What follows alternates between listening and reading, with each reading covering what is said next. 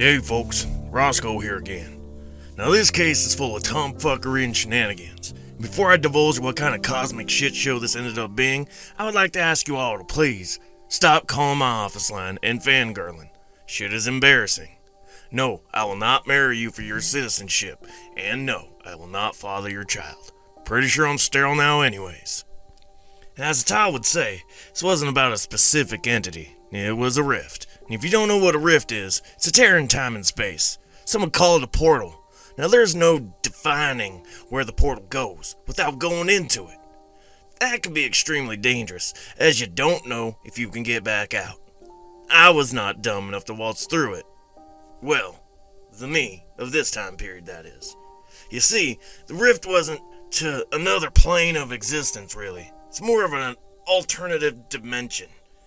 And for all you science nerds out there, yes, this kind of proves string theory. And if you believe me or not, I truly don't give a fuck. This wasn't technically an official case handed down from the agency. I stumbled onto this by pure accident, which was kind of a relief, as the current cases the agency has was observe and report bullshit that desk jockeys mostly handle. I was on an observe and report case literally just to pass time, as this was a slow time for the agency.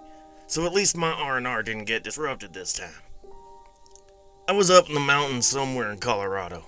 Can't quite remember the exact coordinates, but it was just past Black Hawk, in some random ass place with nothing but a cabin we posted up there. Now to some, this would be a great retreat, but the job was to literally observe and report the forest and mountains, make sure there wasn't any supernatch happening. Most of the time, it's a boring ass job. This time, however, during one of my morning strolls into the lookout, I noticed what I can only describe as a slit. Nothing at all like what the TV shows show you, but just a cut in reality. Like it was opened surgically with precision. Nothing was falling into it, there was no gravitational pull or nothing, just an opening with reality immediately surrounding it, flapping like paper in the wind. First instinct was to grab a staple gun from the cabin and patch this shit up and go about my day, but curiosity was a dumb bitch that day. I stepped closer to check it out, slowly approaching the slit, and sure as shit, out popped the most handsome motherfucker I've ever seen. Me. Well, not me, but that place is me. And for prosperity reasons, I immediately pulled out my audio recorder and recorded our interaction. Sweet mother Jesus fuck! Fucking A. Agreed. Well, where the fuck did you come from? That hole, dumbass. Didn't you just see me walk out? No shit, Columbo. What's on the other side? If I had to guess, it's my reality, and this one is yours. Okay. Well, first, I'm not surprised. And second, get the fuck back in there. Now hold your damn horses. I'm investigating this damn wormhole. I got a fucking job to do. Wait, you're from the reality where I actually walked into that fucking thing? What inverted crown did you use to draw that conclusion, numbnuts? No shit. It's pretty apparent, isn't it? Well, color me purple and put me on the predator list. This should get reported, huh? That's not recommended. That's what I did. Now, on the other side of that rift, there is an entire battalion of agents waiting for some bullshit to happen. Last thing we need is your agency to do the same and have a standoff. We both know how impulsive those jack-offs can get. I had to volunteer to enter, so they wouldn't just blow it up. So be fucking happy I'm here. Well noted. So what now, genius? You stay put out here until the thing closes on you? I'm still figuring that part out. Hate to say it, but I'm gonna need your help. Nah, fuck it. I was bored anyways. This is where I cut the audio for now. I took him back to the cabin to go over planning and get gear together for his return. They won't take his word for it and infiltrate that rift on his return, if they don't blow his ass up first. Our ass? I don't know, it's a bit confusing. The plan so far is jack shit, and Jack left town. We decided to sleep on it. The agency won't do shit until he comes back through. And if that agency is keeping the rift on lockdown, there's no availability of recon, for my sake anyways. When we got up in the morning, I decided to record more audio. Got any food in this shithole? MREs, courtesy of the agency. Shit. At least my agency keeps the place stocked. Quit your bitching. you'll be able to go back to your cozy little cabin after this bullshit is done. Speaking of which, did you come up with anything? Well, I can't call it in the HQ, and I can't leave post until relief comes and takes over the position. So if we wait that long, it might as well be over. So we're on a bit of a time crunch. Yeah. And how long is that? 3 days max. There's an agency outpost down in Blackhawk disguised as a pizza place. And I got a buddy, or we got a buddy down there. You got a buddy, maybe?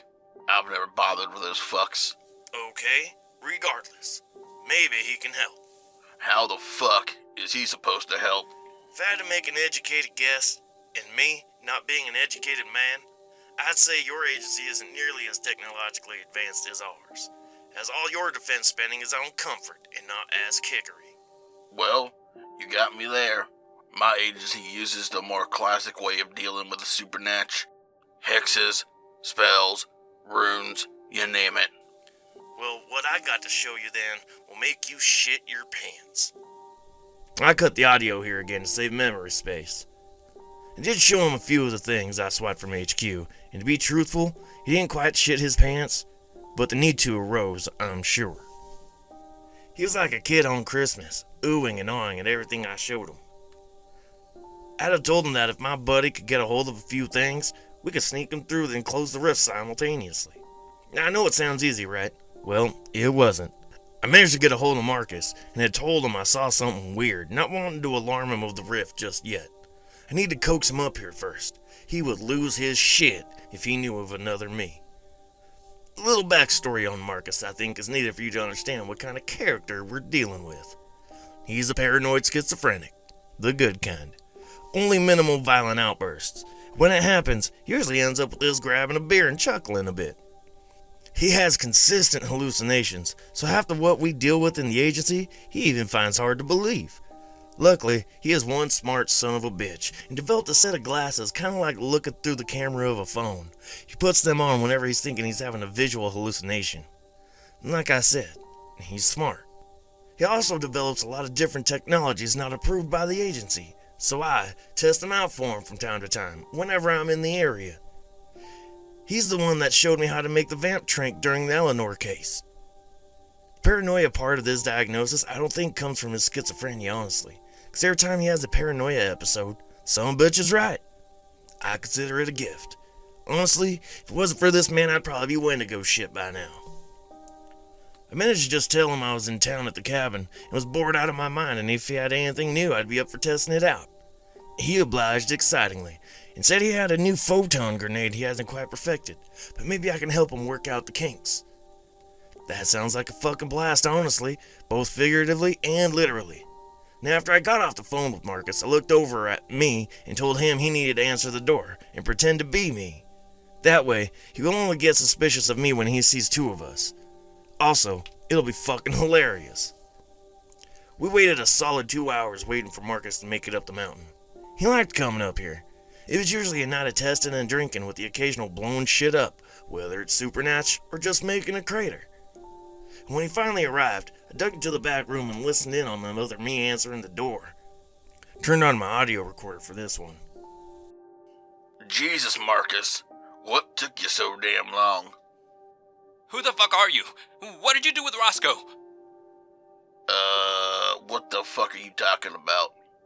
He never uses my name.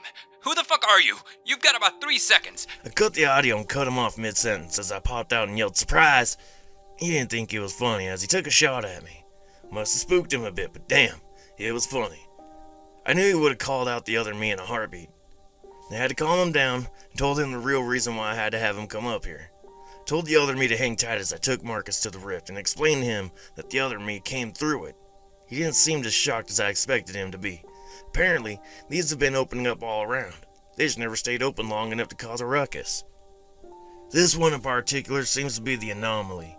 I then had to tell him about the other agency on the other side of the rift about ready to go to wage war on whatever crosses. That's when he got nervous. So now we head back to the cabin for planning and hit the record button on the audio device. Alright, now that we're all up to snuff, what do y'all propose we do? Well, it would be smart to get the other Rosco home and get the agency away. Body armor. Can't we just dress him up in some heavy-ass armor and put him through? Fuck that, let's try not getting shot at all. That's not the hard part. The hard part's getting you over there without them blasting your ass back through the rift before you get to close it. What about cloaking, like invisibility? Granted, I can't change your biomolecular structure, but maybe drape something over you to make you invisible. Like Harry Potter. Yes, exactly.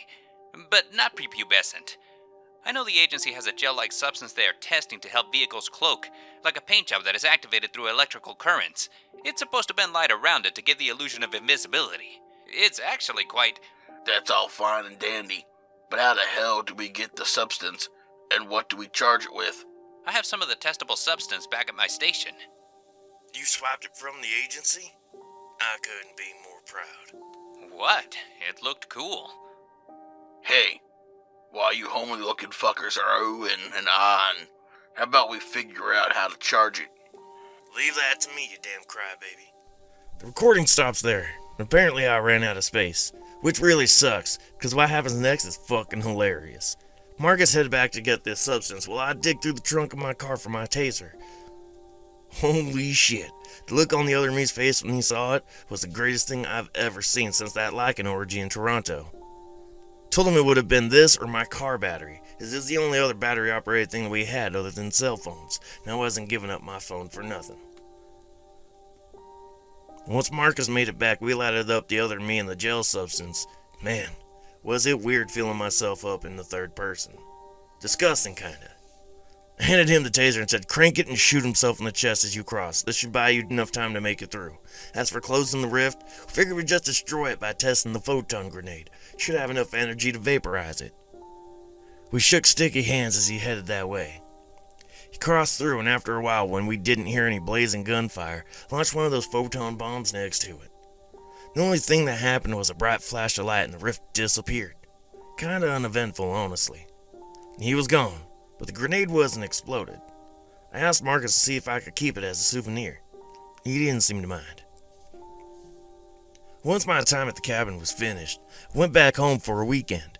Not remembering the grenade in my pack, I went to go take a shower. When I came out, the rift was opened up in my living room. Apparently the photon grenade was acting like a storage device to the gateway. Holy shit, I have a personal portal. That's kinda badass. Assuming that this portal is also open in the other me's house, so I had to walk in. Fucker was passed out on his lazy boy, so I did what any gentle asshole would do. I raided his fridge for a beer, woke his ass up. Shit. I still see the other me every other month. We catch up for a beer and talk about subtle differences between our cases. Whoever would have thought that I would be my own best friend. Till next time, folks, remember to tip your waitresses and watch your six. Ciao.